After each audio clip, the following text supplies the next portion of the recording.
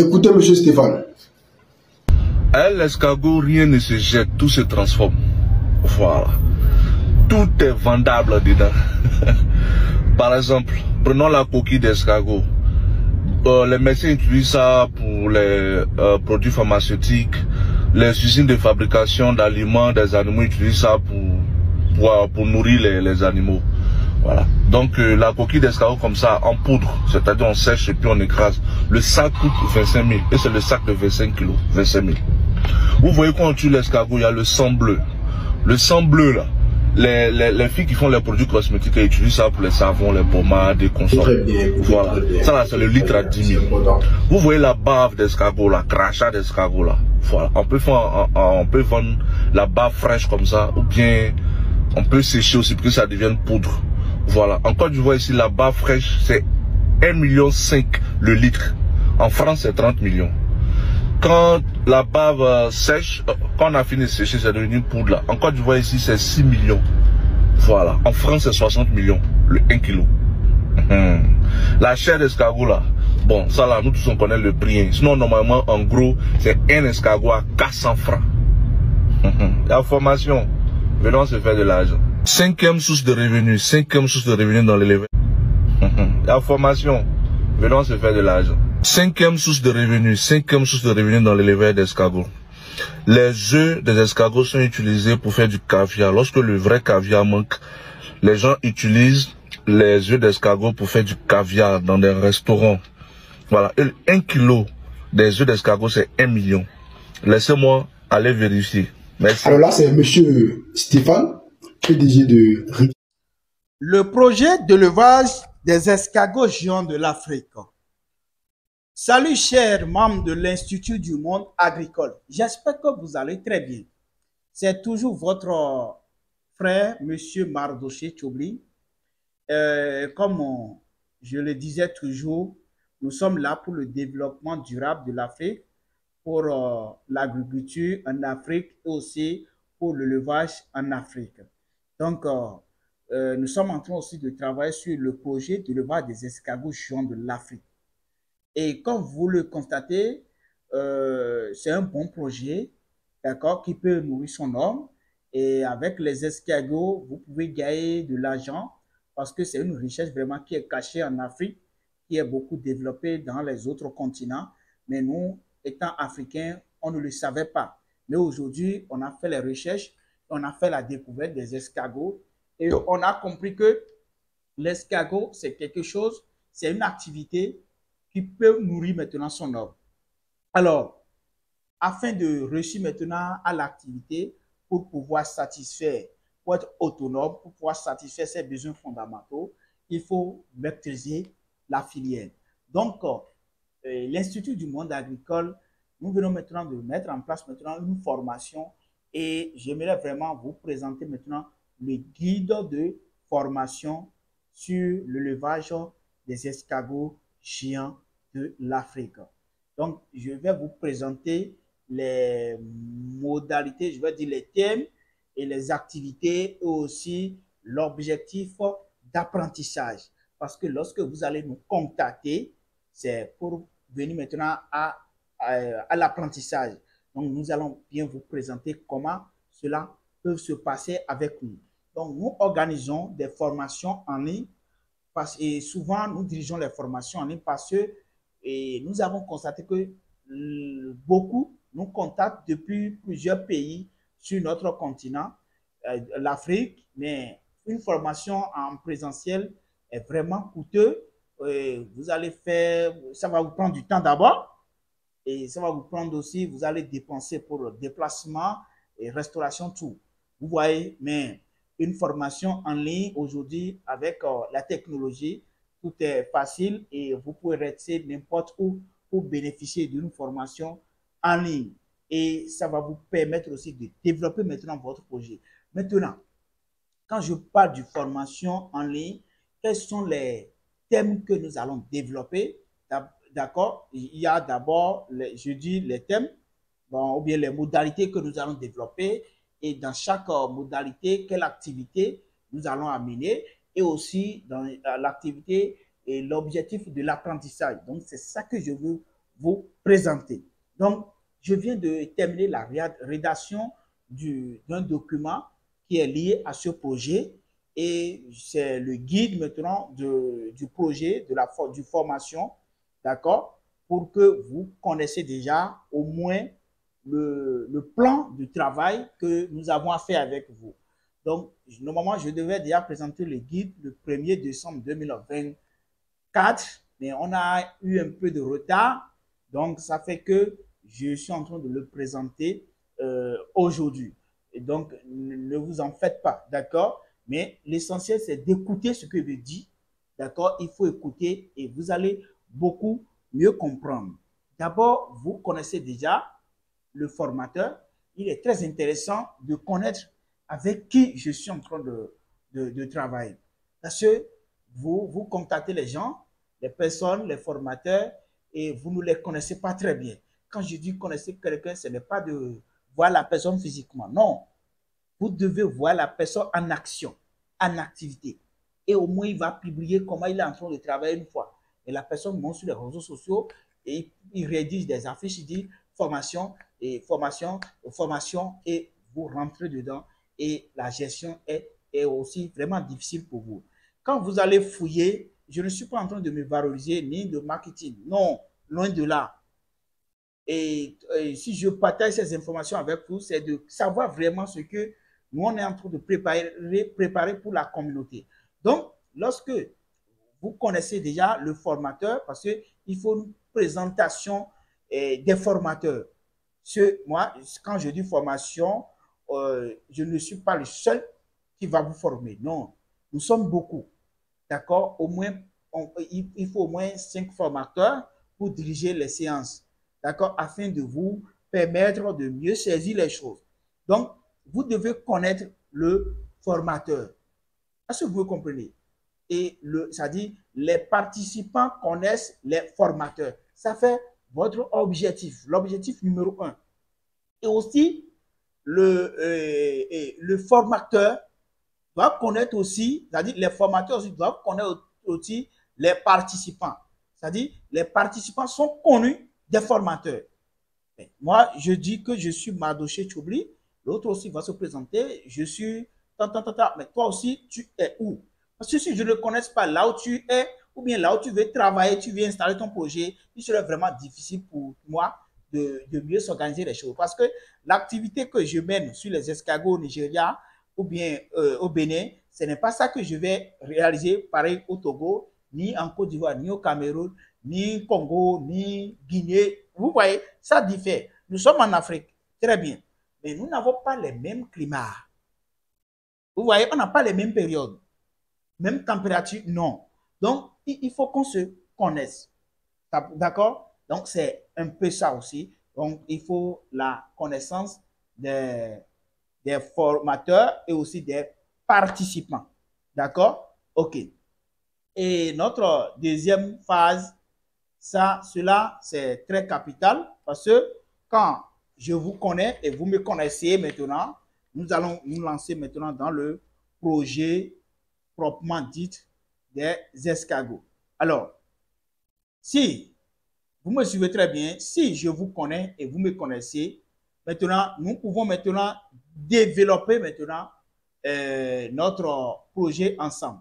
D'accord? Excusez-moi hein, pour le retard. J'ai déjà fait l'exposition de l'Institut du monde agricole ici plusieurs fois. Donc, cela fait partie des activités que nous faisons parce qu'ici, on ne fait pas simplement de l'escargot. On a deux choses que tu es intéressé, mais tu as la recherche qui peut t'aider. Par exemple, la pisciculture, la châtaigniculture, c'est ça qui est l'élevage des escargots. Ou la codiculture, c'est-à-dire l'élevage des oulacos, bien des agoutis, des poissons, des lapins et beaucoup de choses. L'agriculture, tu voulais faire, bananes, et palmeraie, beaucoup de choses que tu ne connais pas. Nous sommes dedans. Donc là, de façon très simple, je vais te dire que l'Institut du monde agricole est disponible pour vous, pour vos différentes formations, différents projets agricoles, dans l'agriculture et dans l'élevage. D'accord? Donc, et voilà un peu ce que je peux vous présenter par là. Et je vais aborder maintenant la phase du projet d'élevage des escargots géants de l'Afrique. D'abord, vous pouvez noter ce que je suis en train de dire. C'est très, très capital. Quand je dis guide de formation en élevage des escargots géants de l'Afrique, réalisé par l'Institut du monde agricole sous la supervision du monsieur Tchobli Mardouché, l'agroéconomiste, c'est très, très capital. Il ne faut pas rater de noter. Et c'est ça qui va te donner maintenant la lumière. Tu vas dire, ah, là, je vais contacter l'Institut du monde agricole pour être formé. D'accord? Et quand tu nous contactes, tu sais déjà de quoi il est question. L'essentiel, c'est de remplir les formalités et bénéficier maintenant d'une formation. Et nous, on ne s'arrête pas simplement sur la formation. Après la formation, nous sommes disponibles d'élaborer un plan business d'escargot avec toi, et des devis, des choses qu'il faut, de faire les choix et aussi de vous aider aussi, de vous accompagner techniquement. Il y aura l'équipe technique qui peut se déplacer partout en Afrique. On est disponible pour vous aider maintenant dans les installations. Le seul, c'est de respecter nos conditions. Et là, nous allons travailler simplement avec vous, facilement avec vous. Est-ce que vous me comprenez? Donc, voilà un peu le nom des choses que je peux vous apporter complément. OK. Donc, la toute première des choses, c'est généralité sur les escargots. Mais quand je dis généralité sur les escargots, ça veut dire que le formateur doit faire comprendre aux apprenants ce que c'est que l'escargot et l'importance de son élevage. Vous devez connaître ça. D'abord, quand on dit l'escargot là, ça veut dire quoi? Mais quelle est son importance? Vous devez connaître ça. D'accord? Maintenant, c'est-à-dire, on va amener l'apprenant, c'est-à-dire l'objectif d'apprentissage, c'est qu'on va amener l'apprenant à avoir une idée sur le monde de vie des escargots et les avantages de son élevage. Est-ce que vous comprenez? Les modes de vie de l'escargot et aussi les avantages de son élevage. C'est l'objectif de l'apprentissage, ça. D'accord? Maintenant, après cela, maintenant, c'est-à-dire, là, maintenant, on va vous développer les vertus de l'escargot. Quand on parle des vertus de l'escargot, c'est-à-dire, le formateur amènera maintenant les apprenants à comprendre l'utilité de l'escargot, de la vie de l'homme, d'accord, et les autres êtres vivants. C'est-à-dire, on va faire connaître les vertus de l'escargot. Ce qui suit est que l'élevage des escargots et ses avantages. Là, le formateur doit démontrer l'utilité de l'élevage des escargots comme une valeur de richesse vraiment cachée en Afrique, d'accord, et de bien-être. Est-ce que vous comprenez? C'est-à-dire là, l'objectif d'apprentissage est d'avoir des notions sur les escargots en général. Est-ce que vous me comprenez? Maintenant, j'ai déjà dit que notre premier point, c'est la généralité sur les escargots. Donc, voilà ce qui est caché au niveau de la généralité sur les escargots. Après cela, maintenant, vous devez connaître aussi les différentes espèces d'escargots géants d'Afrique. Quand on parle de l'escargot là, géant en Afrique là, quelles sont les différentes espèces d'escargots? Vous devez les connaître. Là, le formateur maintenant doit présenter les espèces d'escargots géants d'Afrique aux apprenants en images et en vidéo avec l'explication la plus. Est-ce que vous comprenez? Et là maintenant, vous devez connaître aussi la différence entre l'héliciculture et la châtaigniculture. Parce que vous allez entendre sur les réseaux sociaux l'héliciculture. Et quand on dit l'héliciculture, ça fait l'élevage des escargots. On dit la châtaigniculture, ça fait l'élevage des escargots encore. Il y a une grande différence. Donc, vous devez connaître ça aussi. Quand on veut être professionnel, il faut être vraiment professionnel. Il faut connaître aussi les choses clés. D'accord? Donc, le format, on doit démontrer la différence entre les deux espèces, c'est-à-dire ces deux mots-là, et les situer dans les espaces géographiques et celles de leurs appellations. D'accord? C'est une manière, l'objectif là, c'est une manière de distinguer les espèces d'escargots sur le marché ou sur une ferme. Quand tu rentres sur une ferme ou bien sur le marché, tu dois faire la différence entre les escargots, les espèces escargots. D'accord? Et là aussi, les différentes espèces d'escargots, à Châtine, on va vous expliquer. Et là, maintenant, le formateur doit montrer ce qui caractérise chaque espèce en permettant aux apprenants de toucher physiquement chaque espèce. Là, on a dit physiquement, mais vu que c'est une formation en ligne, au moins, on va vous présenter les choses sous forme de vidéos que vous allez voir. Ah, ça là, c'est ça. Ça, c'est ça. Ah, ça, c'est ça. Et vous devez connaître aussi ses avantages. Est-ce que vous comprenez? Donc, ça fait notre deuxième point. Et notre troisième point, c'est le choix du site. Vous devez faire un choix du site. C'est très, très capital. Il faut faire le choix du site. D'accord? Ça, c'est le guide. Hein? C'est le guide ici. C'est un résumé. D'accord? Le document même est en cours d'élaboration. Mais c'est le guide. Donc, vous devez connaître aussi le choix du site. Là, le formateur doit amener les apprenants à découvrir les sites. C'est-à-dire, on va vous présenter, et c'est pourquoi je dis, dans la présentation de l'apprenant, on doit connaître, celui-ci, il est du Nigeria, il est de la Côte d'Ivoire, et en Côte d'Ivoire, il est à tel endroit, et on pourra savoir maintenant ce qu'on peut lui apporter comme notion au niveau du choix du site. Est-ce que vous comprenez? Donc, identifier les emplacements appropriés pour le l'élevage des escargots. C'est l'objectif de l'apprentissage, ça, qui est caché au niveau du choix du site. Et là, il faut comprendre l'identification des emplacements appropriés pour un élevage d'escargots. Le sol, vous devez connaître le sol, le substrat, le climat, l'humidité, l'ombrage et aération. D'accord? Vous devez connaître aussi ces choses. D'accord? Et là, le formateur, on va démontrer ce qui caractérise les sites propices et rentables à l'élevage des escargots à châtine. Quand je dis à châtine, ça veut dire les escargots géants de l'Afrique. C'est pourquoi on dit achatiniculture. Les achatiniculture.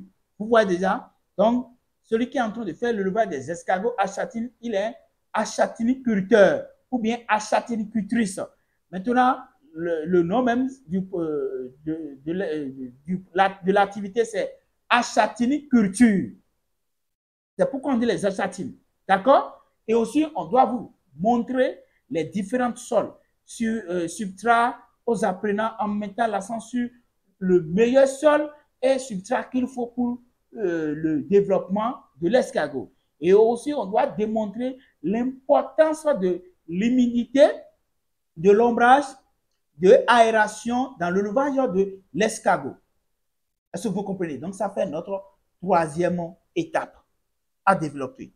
Donc, après cela, on va vous aussi expliquer les différents modèles d'élevage des escargots. Vous allez constater qu'il y a des gens qui sont en train de faire l'élevage dans des fosses, ou bien dans des poulets, ou bien dans des cages, ou bien dans des parcs sous la serre, mais vous ne comprenez rien. On doit vous expliquer ça. C'est-à-dire, là, on doit vous faire comprendre, on doit faire comprendre aux apprenants qu'il existe plusieurs manières de faire l'élevage des escargots à châtine. D'accord? Et là, maintenant, on va vous aider à faire le choix d'un type d'habitation pour l'élevage des escargots.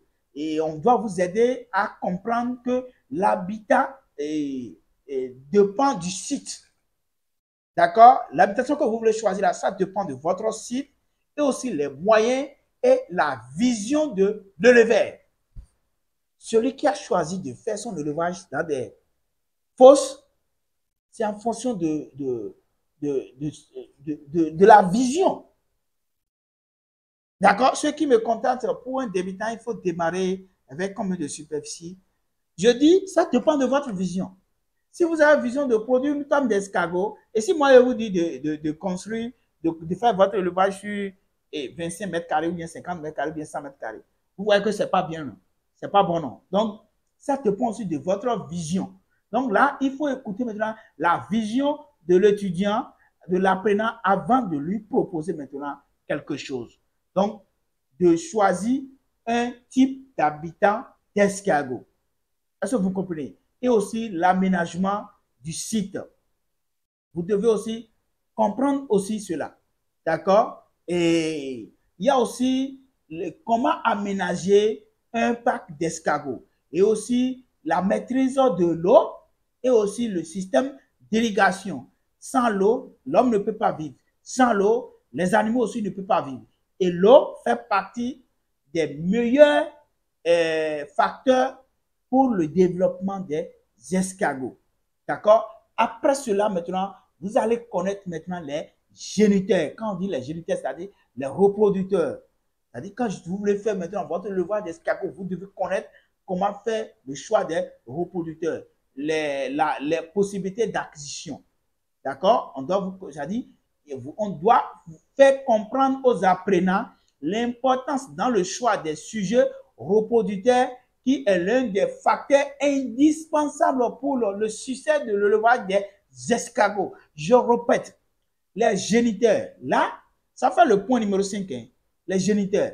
C'est-à-dire, là, on doit vous faire comprendre qu'il est très important dans le choix des sujets reproducteurs et c'est qui est l'un des facteurs indispensables pour le succès, je dis bien le succès de l'élevage des escargots.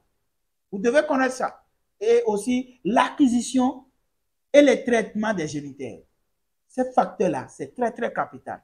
D'accord? La possibilité d'acquisition, parce qu'il faut démontrer aux apprenants que le choix des géniteurs est si sensible. Ah, mes chers, vous allez constater que là, je suis vraiment sérieux. Parce que les gens nous contactent, nos reproducteurs, ils ne suivent pas, ils ne vous savent pas. Tu as fait l'acquisition de tes reproducteurs là où? C'est pourquoi nous devons vous montrer que le choix des reproducteurs est très, très, très sensible et qu'il ne faut pas prendre partout ou n'importe comment. Ah, monsieur Madochi est en train de dire quelque chose, hein? Et c'est très, très capital. Donc, après cela, nous devons vous faire comprendre le choix des naisseurs. C'est-à-dire, on va vous montrer les critères pour choisir les reproducteurs et les lieux où, chez qui il faut choisir. D'accord? Et aussi le traitement des naisseurs. C'est-à-dire, on doit vous faire comprendre que les géniteurs sont des êtres qui ont besoin d'être bien traités afin de donner un bon rendement. Si vous sautez ces étapes-là, c'est fini pour vous. Vous allez échouer. Vous allez échouer complètement. D'accord? Donc, vous devez connaître aussi ces... C'est-à-dire, on doit vous faire comprendre aussi ces différents facteurs. Donc, et on doit aussi démontrer aux apprenants les différentes méthodes de traitement et les produits de traitement. Mes chers, vous avez le pain sur la planche. Donc, voici notre programme de formation. Donc, je vais aborder maintenant la 6e étape. Notre 6e étape, c'est l'alimentation des escargots. Tu peux vivre sans l'alimentation? Jamais. Maintenant, est-ce que les escargots peuvent vivre sans l'alimentation? Jamais. Quand je vois sur les réseaux sociaux, on dit les escargots ne mangent pas beaucoup, mais quand même, ils mangent. Mais ils mangent quoi? Et comment? Et quand? Et où? Vous devez connaître ces choses. Donc, notre 6e module, c'est l'alimentation des escargots.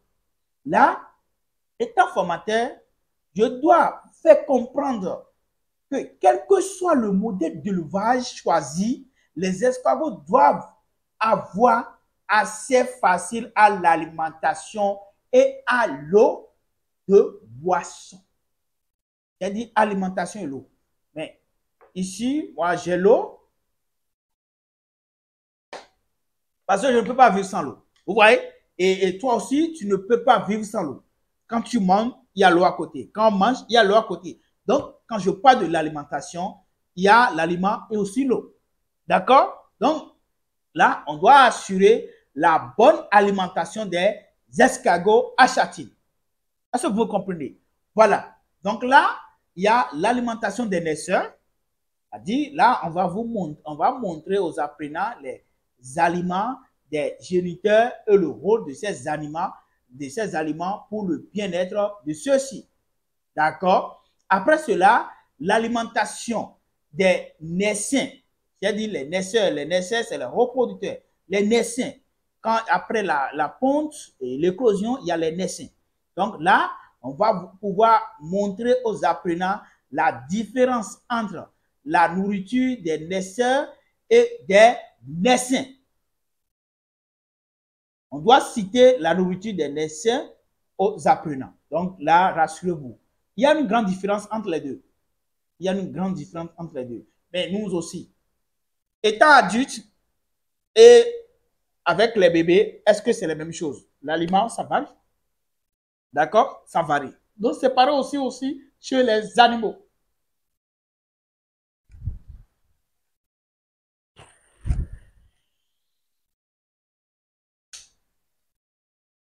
En Afrique, l'avenir est aux escargots géants d'Afrique.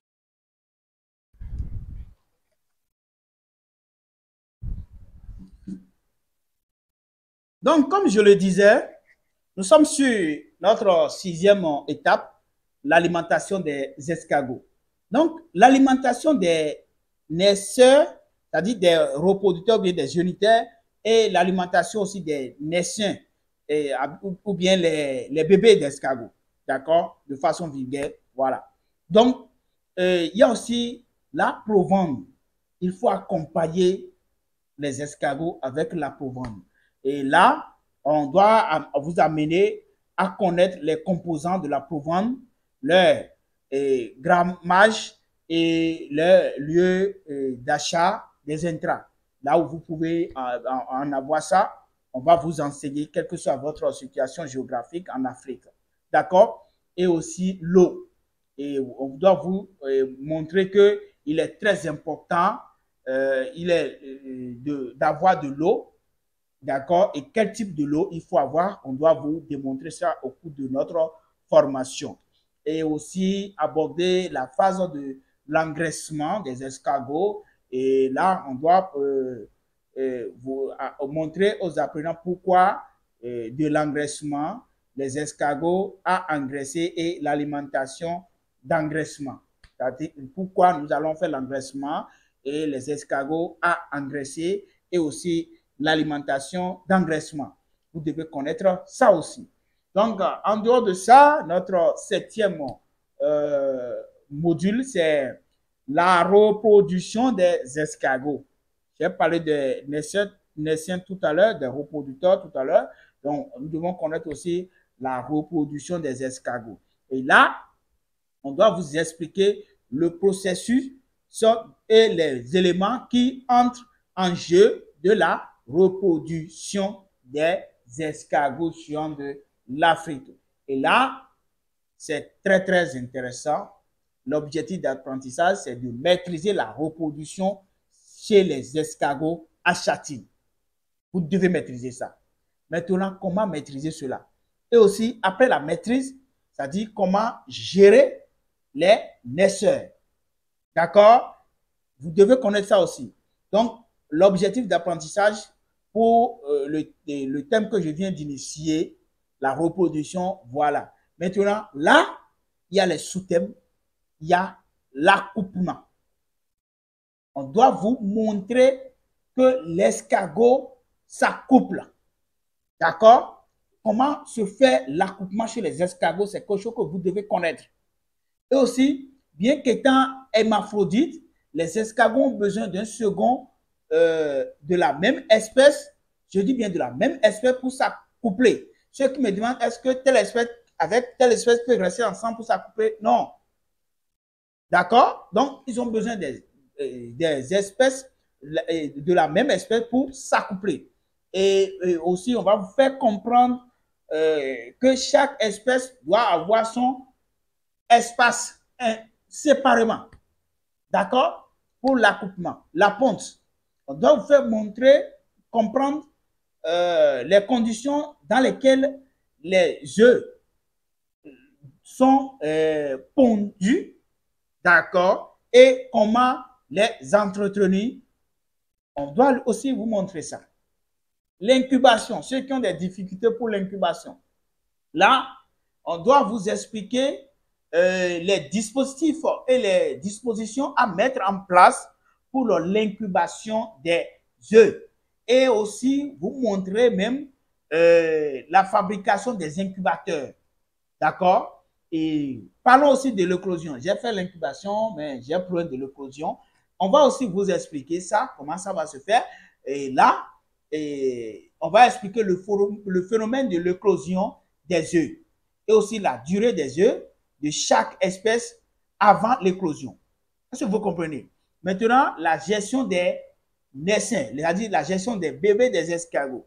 C'est une manière, c'est-à-dire c'est une partie très capitale que nous devons vous montrer l'entretien des naissances dès le premier jour d'apparition et comment les conduire jusqu'à la maturité, l'alimentation, l'eau et les soins.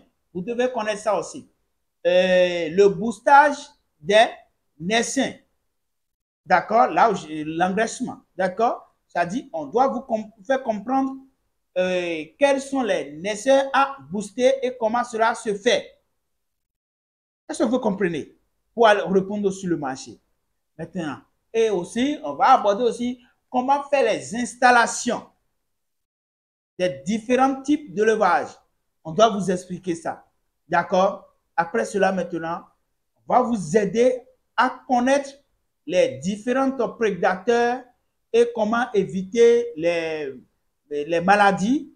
Il n'y a pas, bon, aujourd'hui, on n'a pas encore fait la découverte au niveau des escargots, mais les maladies, on dit les maladies, mais l'essentiel, c'est de vous faire connaître les pathologies et les soins à approprier. Et c'est l'hygiène et l'hygiène, d'accord, et la pathologie. Et là, c'est-à-dire, on doit faire connaître aux apprenants ce que c'est que l'hygiène, son rôle indispensable dans l'élevage des escargots. Et aussi, on doit vous relever les maladies courantes des escargots et leurs causes et leurs symptômes. Donc, on doit vous expliquer tout cela. Et aussi, le soin approprié, d'accord, le soin approprié aux escargots. Et l'apprenant doit connaître aussi les remèdes et les administrations aux escargots. Aussi les dispositions préventives que l'éleveur doit prendre.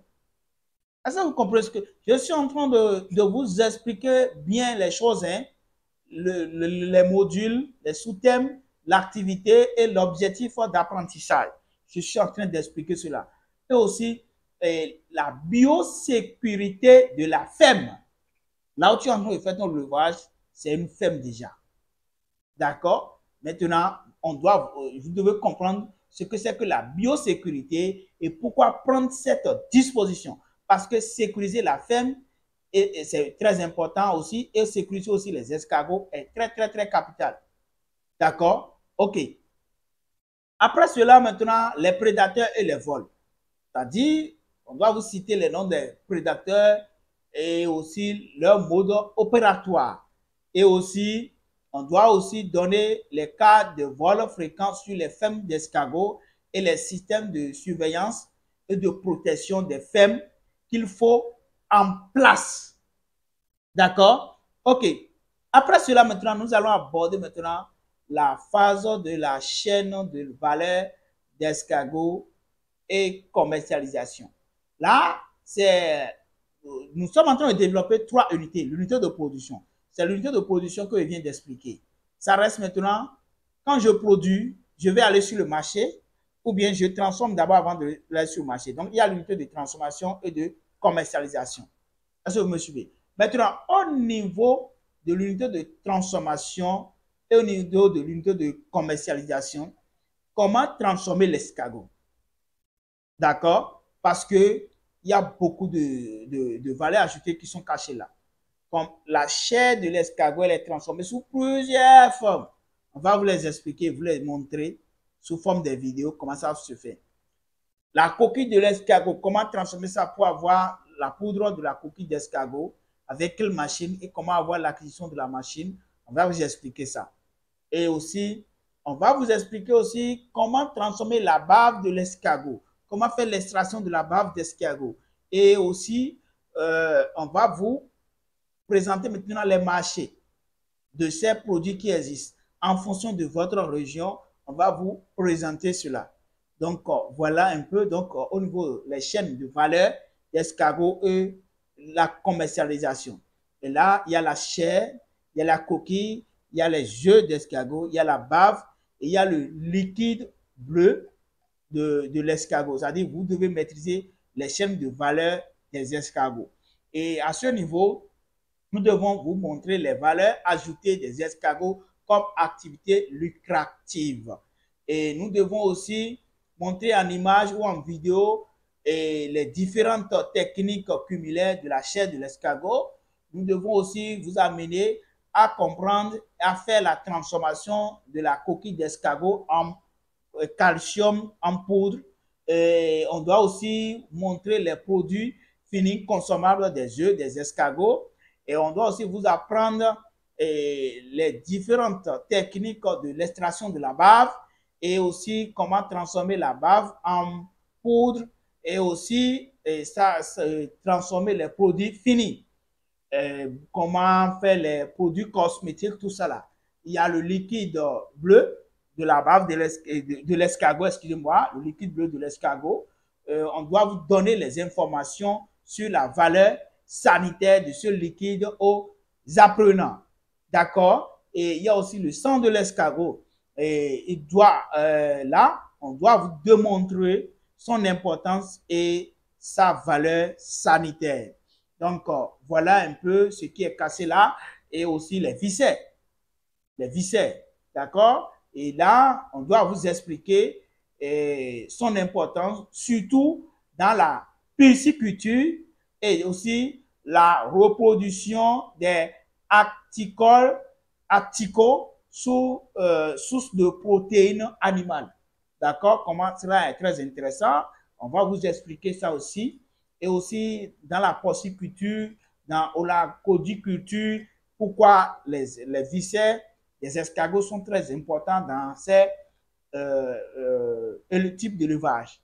Et notre 10e point, c'est quotidien d'un fermier sur sa ferme.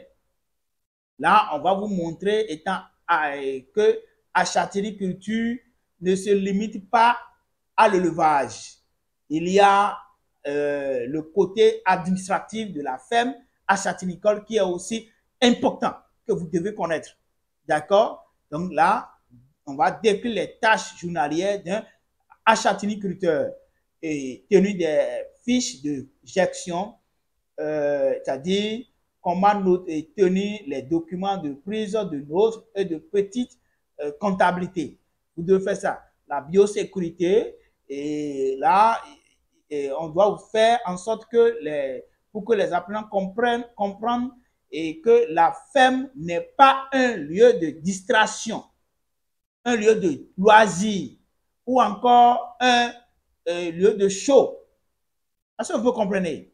Et aussi apprendre comment l'homme est un vecteur nuisible à la santé des animaux. À la suite, le contrôle de routine.